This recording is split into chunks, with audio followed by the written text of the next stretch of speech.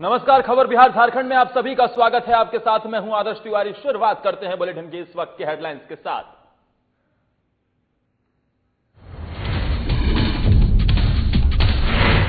गोपालगंज के triple murder case पर सियासतगर्म। Murder में गोपालगंज के जेडीयू विधायक अमरेंद्र कुमार पांडे के खिलाफ मामला दर्ज। बिगड़ती कानून व्यवस्था को लेकर विधानसभा अध्यक्ष से मिले तेजस्वी यादव। मोतिहारी में डीएम की अध्यक्षता में कार्यशाला का हुआ आयोजन। प्रधानमंत्री जन औषधि केंद्र से मिलेंगी सुविधाएं। योजना की सफलता के लिए महिलाओं को किया गया जागरूक। वापसी करते प्रवासियों के सामने आई रोजगार की समस्या। मुजफ्फरपुर में मनरेगा योजना के तहत प्रवासियों को मिलेगा रोजगार। रोजगार से जोड़ने के लिए बीडीओ से की गई अपील। और चतरा के भुरकुंडा जंगल में हुआ सड़क हादसा। अनियंत्रित होकर पेड़ से टकराए ट्रक चालक की हुई दर्दनाक मौत।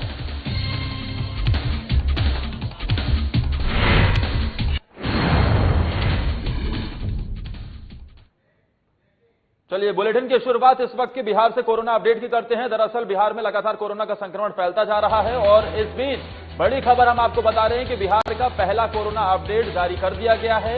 90 नए कोरोना पॉजिटिव मरीजों की इसमें पुष्टि हुई है और ऐसे में अब बिहार में संक्रमितों की संख्या बढ़कर 3275 पर पहुंच गई है। आपको यह भी बता दें कि जिस तरीके से मामला बढ़ रहा है, जहानाबाद और शेखपुरा में मिले हैं सबसे ज्यादा मरीज और इसी के चलते अब बिहार का जो कोरोना अपडेट जारी हुआ है, 90 नए कोरोना पॉजिटिव मरीजों की पुष्टि हुई है। बड़ी खबर हम आपको दिखा रहे हैं कि इसमें 90 नए कोरोना पॉजिटिव मरीजों की पुष्टि और ऐसे में आंकड़ा बढ़कर 3275 पर पहुंच गया है।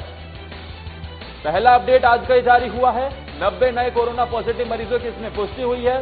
साथ ही अब आंकड़ा बढ़कर 3275 पर पहुंच गया है और ऐसे में ये जो नए मामले निकलकर सामने आए हैं, इसमें सबसे ज्यादा मरीज जहानाबाद और शेखपुरा से मिले हैं। खुद स्वास्थ्य विभाग ने इसकी पुष्टि की है और ये जानकारी देते हुए स्वास्थ्य विभाग की तरफ से आज का ये पहला अपडेट, 90 नए कोरोना पॉजिटिव मरीजों की पुष्टि। बिहार में पहला अपडेट आज का जारी कर दिया गया है। ये बड़ी खबर हम आपको दिखा रहे हैं। 90 नए कोरोना पॉजिटिव मरीजों की इसमें पुष्टि हुई है और ऐसे में बिहार में संक्रमितों का आंकड़ा 3275 हो गया है।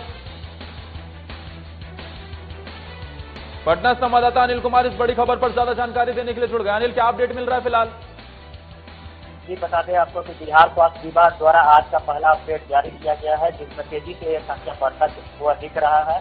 90 नए कोरोना पॉजिटिव जो है वो अब नए कोरोना पॉजिटिव मरीज पाए गए हैं। ऐसे में बिहार का जो आंकड़ा अगर बात करें तो वो 3275 पर पहुंच गया है। तेजी से जिस तरह से आंकड़ों में इजाफा हो रहा है, वैसे ये संक्रमण बढ़ता हुआ दिख रहा है। वहीं बता दें आपको कि सबसे ज्यादा मामले जो है आज के वो जहानाबाद और शेखपुरा से हैं। वैसे मैं बता दूं पूरी तरह से आपको कि ये 6 मरीज जो है इसमें समस्तीपुर से, 18 शेखपुरा से, 3 लखीसराय से, 4 जमुई से, 1 नवादा से, 5 पूर्णिया से, 2 औरंगाबाद से, 2 बांका से, 1 मुंगेर से, 3 खगड़िया से। ऐसे इसी तरह से जो आंकड़ों का सिलसिला है वो लगातार 90 पर पहुंचता है। ऐसे में कहीं ना कहीं जो है वो आंकड़ा तेजी से बढ़ता हुआ दिख रहा है। संक्रमण का लगातार जो है आंकड़ा वो बढ़ता हुआ नजर आ रहा है। जी, बाकी और क्या जानकारी अनिल मिल रही है? कितने मरीजों ने कोरोना को मात देकर वो घर लौटे हैं? साथ ही मौत का आंकड़ा क्या कह रहा है? जी, अगर बात करें हम यहाँ पे कोरोना पॉजिटिव मरीजों के ठीक होने की, तो लगभग ये 800 का आंकड़ा लगभग छूने को है।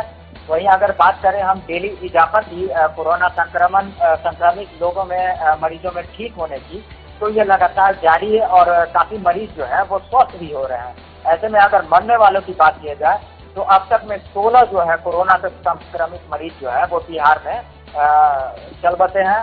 ऐसे में अगर ये आंकड़ों की अगर बात की जाए तो तेजी से संख्या में इजाफा हो रहा है। जी अगर शुक्रिया अनिल तमाम जानकारी देने के लिए आपका।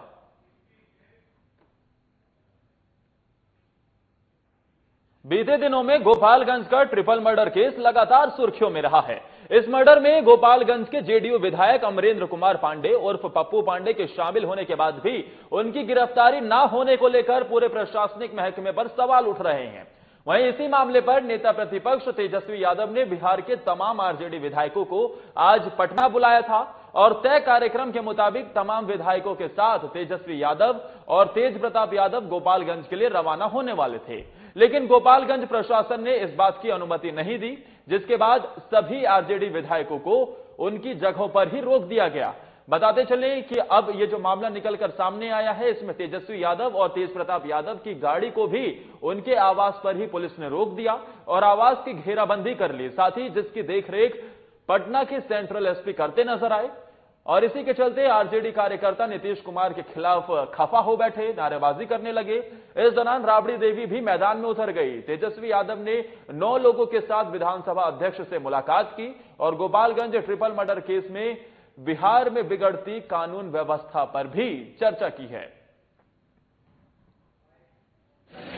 हम जनप्रतिनिधि हैं, हमें जनता ने चुन करके यहाँ भेजने का काम किया है और ये जो अपराधी है, गुंडों की जो सरकार है, नीतीश कुमार सालक खन देने का काम कर रहे हैं पूरे तरीके से। हेलो, जब तक गुंडे नहीं पकड़े जाएंगे, जब तक बाहुबली कहलाते हैं, बाहुबली जब पुलिस पकड़ के अंदर करेगी तो सब बाहुबली निकल जाएगा।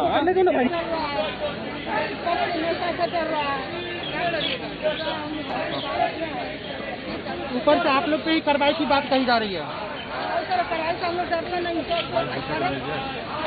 कहा कार्रवाई कर ले, हम कुछ कर रहे हैं यहाँ, कह रहे हैं कि लोग लॉकडाउन का उल्लंघन कर रहे हैं, कानून का जो नन पांडे थे मर्डर करके बिहार में पहले जुलूस में घुमाए 1000 मास्क लगाए थे ना हेलमेट लगाए थे, तो वो गुंडा नहीं लगता। यादव जी, बता साहब, आलोक मेहता जी, उसके बाद अनीता देवी जी है, हम हैं और चंदा राम जी है, यादव जी हैं, कुल 9 लोग हैं। लेकिन सबसे बड़ी बात है वहाँ जाकर क्या बातें रखेंगे आप? क्योंकि आप कह रहे हैं कि होना चाहिए, उससे सारी बातों को, सारे घटनाक्रम को उनके सामने में रखकर उनसे हम लोग याद करेंगे। हम लोगों के साथ इस तरह का नाराज ये स्थिति है, सभी जात सभी धर्म के लोगों को हत्या हो रही है और उस पर अविलंब अंकुश लगाने के लिए जो भी उचित कार्रवाई हो सकती विशेष सत्र बुलाने की मांग होगी। जरूर के अपराधियों को गिरफ्तार किया जाता है और जो गोपालगंज में ही नहीं बल्कि पूरे बिहार भर में जितने अपराधी जो नाच कर रहे हैं खुलेआम, उन पे कार्रवाई होती तो ज्यादा बेहतर है। आज स्पीकर महोदय से हम मिले, अनुमति लेकर के आना पड़ा। देखिए, देश के किसी भी राज्य में विधानसभा के इतिहास में ऐसा नहीं होगा कि नेता प्रतिपक्ष को अनुमति लेकर के विधानसभा जाना पड़ रहा है। दूसरी बात, ढकेल को कि आदरणीय अध्यक्ष जी ने, विधानसभा अध्यक्ष जी ने ही सर्वदलीय बैठक की मीटिंग करवाई थी। मीटिंग जो है सर्वदलीय की उन्होंने ही बुलाई थी, जिसमें कि माननीय मुख्यमंत्री जी भी वीडियो कॉन्फ्रेंसिंग के माध्यम से जुड़े हुए थे। और इस खबर पर ज्यादा जानकारी देने के लिए हमारे वरिष्ठ संवाददाता अजय कुमार फोन लाइन पर जुड़ गए हैं। अजय, जो रास्ता गोपालगंज के लिए निकला था वो विधानसभा अध्यक्ष के आवास पर जा टिका, क्या अपडेट फिलहाल मिल रहा है और इस बैठक के बाद, इस मुलाकात के बाद क्या कुछ निकलकर सामने आया है? देखिए, अभी जो पटना में सुबह लगभग 6 घंटे से भी ज्यादा समय से जो एक राजनीतिक घटनाक्रम चल रही थी, जिसमें नेता प्रतिपक्ष तेजस्वी यादव गोपालगंज दौरे पर थे और गोपालगंज ट्रिपल मर्डर मामले में लेकर के उसका एक तरह से पटाक्षेप आज के लिए कम से कम तो विधानसभा अध्यक्ष विजय कुमार चौधरी के घर पर हो गया है। और अभी देखेंगे तो मामला अब इस बात पे हो गया है कि सरकार अगर अनुमति देगी उसके बाद गोपालगंज जाएंगे तेजस्वी यादव। मतलब इसका अभी तक का रिजल्ट यही है। उन्होंने मतलब आगे देखा होगा, आपने कहा कि जैसे ही वो स्पीकर विजय कुमार चौधरी से मिले तो उन्होंने अपनी बात कही और ये ऐसा पहली बार हुआ है कि विपक्ष के नेता को भी अपने विधानसभा अध्यक्ष से मिलने के लिए प्रशासन की अनुमति लेनी पड़ी। शायद उन्हें पता था कि लॉकडाउन है और जाहिर सी नेता प्रशासन का जो की अनुमति जो है सबसे इम्पोर्टेंट होती है, उसको रेफर कर रहे थे। लेकिन जो पूरा राजनीतिक एक तरह से हाई वोल्टेज ड्रामा सुबह से चल रहा था राबड़ी आवास के पास, लगभग उसका पटाक्षेप हो गया है। अगर सुबह से घटनाक्रमों को देखेंगे तो सबसे पहले बिहार के कुछ जो जिलों से जो राजद के विधायक थे वो राबड़ी आवास पहुंचना शुरू हो गए थे और जो बड़े नेता स्टालवर्ड से, चाहे भोला यादव हो, चाहे प्रदेश अध्यक्ष जगता आनंद सिंह हो, बाकी नेता भी राबड़ी आवास पहुंचे थे, तेज प्रताप पूरे फॉर्म में थे। ये लोग जैसे ही बाहर निकलना चाहे गोपालगंज के लिए, प्रशासन ने उन्हें रोक दिया, क्योंकि प्रशासन पहले से तैयारी करके रखा था। पटना के डीएम ने ऑलरेडी जो है तेजस्वी यादव को ये नोटिस थमा दिया था कि लॉकडाउन के कारण हम आपको गोपालगंज जाने की अनुमति नहीं दे सकते, और ये रिटर्न में था। इसके बावजूद ये लोग अड़े रहे कि हमको गोपालगंज जाना है, क्योंकि हम वहां मारपीट करने नहीं जा रहे हैं, हम लोकतंत्र की रक्षा के लिए जा रहे हैं। जो राजनीतिक मर्डर हुआ है उसके विरोध में जा रहे हैं, लेकिन प्रशासन ने इसकी इजाजत नहीं दी। तेज प्रताप गुस्से में आए। तेज प्रताप अपने समर्थकों के साथ बैरिकेडिंग के उनके गाड़ी के आगे बैरिकेडिंग लगा दी गई थी। बैरिकेडिंग को वहां पे थोड़ा सा धक्का मुक्की वाला या हाथापाई वाली नौबत आई, लेकिन उसके बाद जो है नारेबाजी तक रही। उसके बाद तेज प्रताप ने अपना एक राजनीतिक बयान दिया जिसमें उन्होंने कहा है हम जाके ही रहेंगे।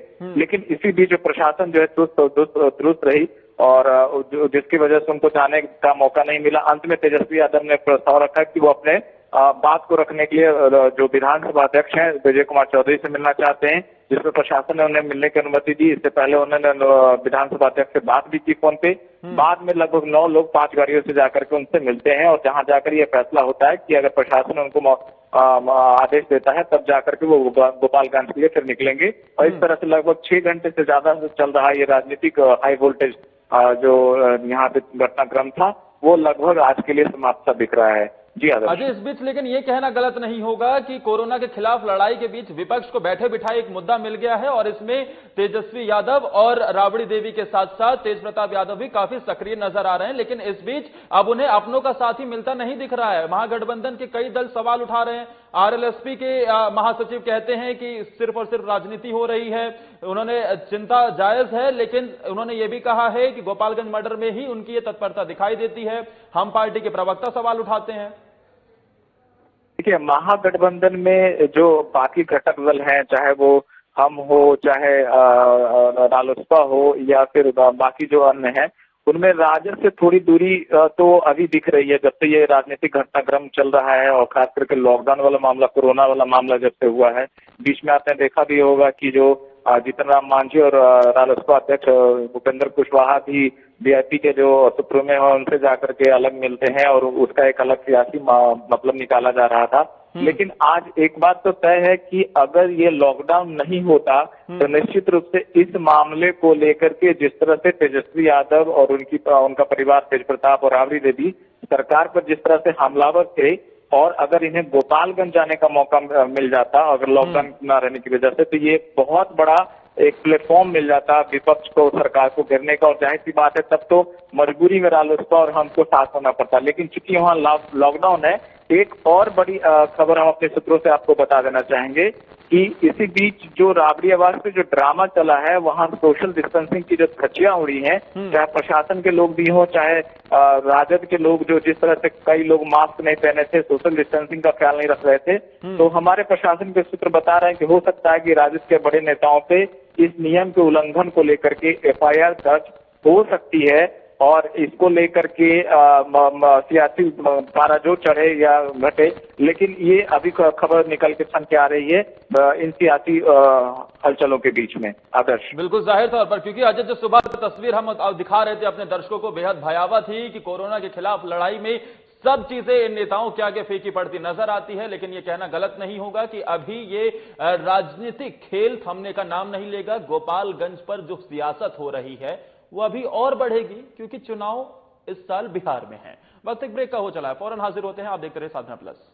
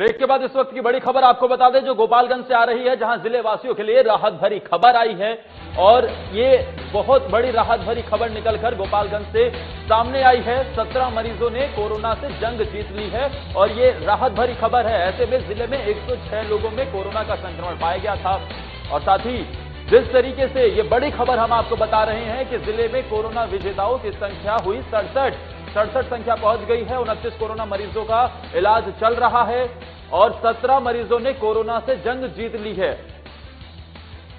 बड़ी खबर हम आपको दिखा रहे हैं।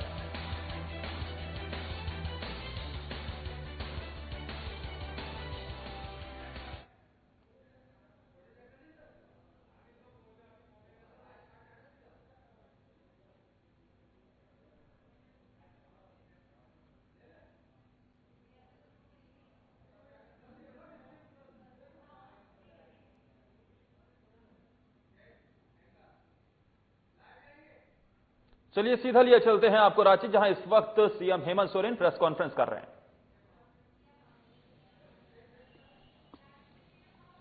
राज्य के अंदर हमारे प्रवासी मजदूरों का राज्य में आना लगातार जारी है और लगभग अभी तो आज के आंकड़े मैंने नहीं देखे, लगभग 4-4.5 लाख लोग आ चुके हैं हमारे राज्य में। लेकिन कई ऐसी जगह हमारे लोग फंसे हैं जहां ट्रेनों की या आम यातायात की भी सुविधा बहुत ही मुश्किल है। सरकार ने पहले ही इस बात को कहा है कि जहां से भी हमारे मजदूर आना चाहेंगे सरकार उनको लाएगी और आज जिस संक्रमण से देश और राज्य गुजर रहे हैं, इस संक्रमण में मजदूरों पर एक डर का माहौल है और काफी वो मानसिक रूप से तनाव में है और इसको आप देख भी रहे हैं, महसूस भी कर रहे हैं कि कई लोग इससे अपनी जानें भी उनकी जा रही है इस मानसिक तनाव की वजह से। और आज इसको लेकर एक और हम लोगों ने जो सरकार के दृढ़ संकल्प के अनुरूप आज हम लोग लद्दाख से भी अपने प्रवासियों को हवाई जहाज के माध्यम से ला रहे हैं।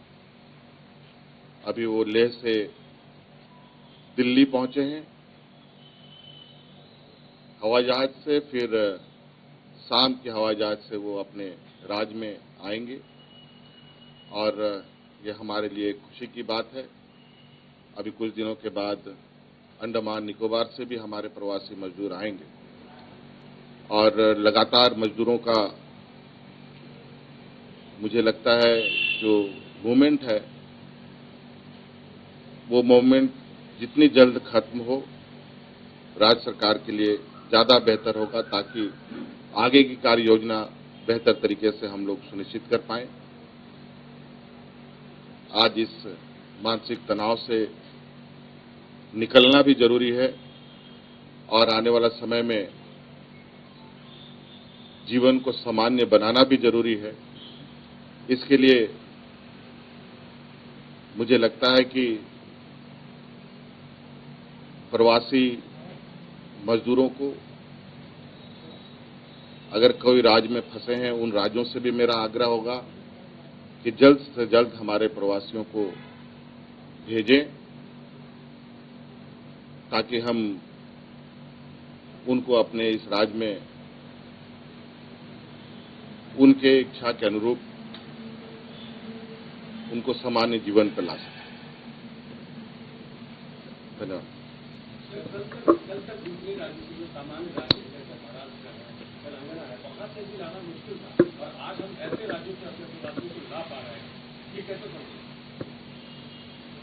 देखिए, हमने तो कहा है, अब तो हम लोग भारत सरकार से हमने सबसे पहले आग्रह किया था प्रवासी मजदूरों को हमें लाने की अनुमति दी जाए। बहुत विलंब से श्रमिक ट्रेन मिला और लगातार आपने देखा है कि देश में सबसे पहले अगर प्रवासी मजदूर आए होंगे तो वो भी हमारे ही राज्य में आए थे और ट्रेन भी हमारे ही राज्य में सबसे पहले पहुंचा। और अभी भी लगातार लोग आ रहे हैं और इतनी बड़े संख्या में प्रवासी बाहर हैं। अब मुझे लगता है जहां से लोग निकलते हैं काम करने के लिए दूसरे राज्यों में, उन राज्यों को भी आभास नहीं होगा कि इतने बड़े पैमाने पर बाहर लोग अपने रोजगार तलाश के लिए जाते हैं। ये हमारे लिए बहुत बड़ा चिंता और चुनौती का विषय है और इसको लेकर हम हर मजदूर तक पहुंचने का प्रयास कर रहे हैं। यथासंभव हर व्यवस्था को हम लोगों ने एक्सप्लोर कर रखा है। आज इसी क्रम में हमने हवाई जहाज की भी परमिशन भारत सरकार से मांगी थी, लेकिन वो तो मिला नहीं। लेकिन भारत सरकार ने खुद ही हवाई यात्राएं प्रारंभ कर दी हैं। आज उसके माध्यम से हम लोग हवाई मार्ग के माध्यम से अपने मजदूरों को भी ला रहे हैं और बड़े पैमाने पर ये लोग अपने घरों की और जो बच्चे कुछ लोग हैं वो भी पहुंचेंगे। सर, आपने कहा कि 4 लाख से ज्यादा लोगों को अपने स्टेट पे आ चुके हैं। जाहिर सी बात है ग्रामीण क्षेत्रों तक भी पहुंच चुके हैं और जो हाल के दिनों में जो केसेस आ रहे हैं वो अधिकांश प्रवासियों से जुड़े हुए हैं। ऐसे में ये कितना बड़ा चैलेंज होगा। दूसरा प्रश्न इसी से जुड़ा हुआ है, रोजगार देने की बात है। लगभग 87,000 से ज्यादा लोगों ने 87 लाख से ज्यादा लोगों ने एनरोलमेंट करवा लिया। 81,000 लोगों ने मांगा है, काम भी मांगा है, लेकिन वैसे भी जो लोग हैं स्किल्ड हैं उनके लिए रोजगार के लिए किस प्रकार की व्यवस्था होगी? बिल्कुल बिल्कुल, ये सारी चीजें हमारे संज्ञान में हैं और जो लोग आ रहे हैं इनकी एक स्किल मैपिंग भी की जा रही है। क्योंकि लगातार लोग आ रहे हैं तो लगातार मैपिंग भी कंटिन्यूअस प्रोसेस में है। कई जिलों में लोगों ने इस काम को किया है। कई जगह पर तो हमारी प्रशासन उन लोगों के लिए उनके जरूरत के अनुरूप रोजगार सृजन करने के लिए वहां लगाए जाने वाले, अगर वहां पर कोई ऐसी सरकार निर्णय लेती है कि उसको उसके अनुरूप रोजगार देना है तो उस तरीके की कार्य योजना वहां लगा सकती है। उसके लिए जगह की भी तलाश पदाधिकारियों ने प्रारंभ कर रखी है और ग्रामीण क्षेत्रों के लिए जो कार्य हैं वो हम लोगों ने 2-3 कार्य जो पहले ही हमने प्रारंभ कर दिए हैं और उस कार्य से मुझे जो जानकारी मिली है लगभग 5 लाख लोग अभी तक उसमें शामिल हो चुके हैं और अभी उस काम में लगभग 10 लाख लोगों को शामिल करने का हम लोग का लक्ष्य है और ये तेजी से ये संख्या बढ़ रही है और हमारे लिए जितना संख्या अधिक बढ़े उतना बेहतर होगा। 10 लाख तो एक लक्ष्य हमने तय किया है और संभवतः इससे भी लोग अधिक जुड़ेंगे क्योंकि कार्य योजना हम लोगों ने बहुत पुख्ता रूप से तैयार किया है और अभी खेती बाड़ी का समय है आने वाला समय में और उस समय भी लोगों को रोजगार मिलेगा और ऐसी हम लोगों ने कार्य योजना तैयार की है और शहरी क्षेत्रों के लिए भी बहुत जल्द आपके सामने बड़े पैमाने पर कार्य योजना आपके समक्ष हम लोग रखेंगे जिससे शहरी क्षेत्रों में आने वाले लोगों को काम मिल सके। लॉकडाउन जा रहा है अंतिम चरण में। देखिए इस विषय पर संख्याओं की जो बढ़ोतरी हो रही है, हालांकि हतोत्साहित हम संख्या बढ़ने से नहीं है क्योंकि हमें मालूम था कि ये चीजें होनी है और उसको ध्यान में रखकर ही हर कदम उठाए जा रहे हैं। अगर आज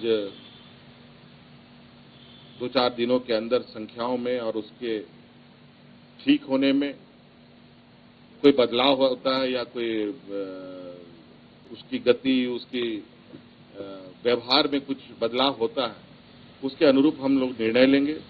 अगर ऐसी जरूरत पड़ेगी तो लॉकडाउन बढ़ाने की भी जरूरत पड़ेगी तो कुछ दिन बढ़ाया जाएगा। इसके लिए कोई हम लोग हड़बड़ी में नहीं है। पहले राज्य के लोग बचें तभी चीजें आगे बढ़ेंगी।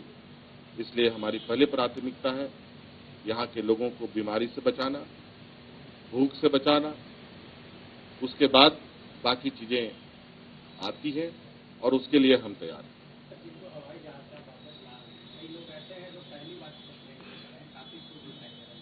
क्या लगता है कि उनकी खुशी देखकर लक्ष्य, शासन का जो लक्ष्य है वो धीरे धीरे पूरा होता हुआ दिखाई दे रहा है? अब देखिए, हमारे पास जो संसाधन रहे, हमने उस सभी संसाधनों को एक्सप्लोर कर रखा। आप सुन रहे थे सीएम हेमंत सोरेन को कि जिस तरीके से लगातार प्रवासियों की घर वापसी को लेकर सरकार प्रतिबद्ध है, फिर चाहे वो ट्रेन से हो, फिर चाहे वो फ्लाइट से हो, उनको घर लाया जा रहा है। और साथ ही जो रोजगार की समस्या अब सरकार के सामने पैदा होगी, उससे कैसे हेमंत सरकार निपटेगी, उसका भी जिक्र करते हुए नजर आए। इसी के साथ इस बुलेटिन में फिलहाल के लिए मेरे साथ इतना ही। आप देखते रहिए साधना प्लस।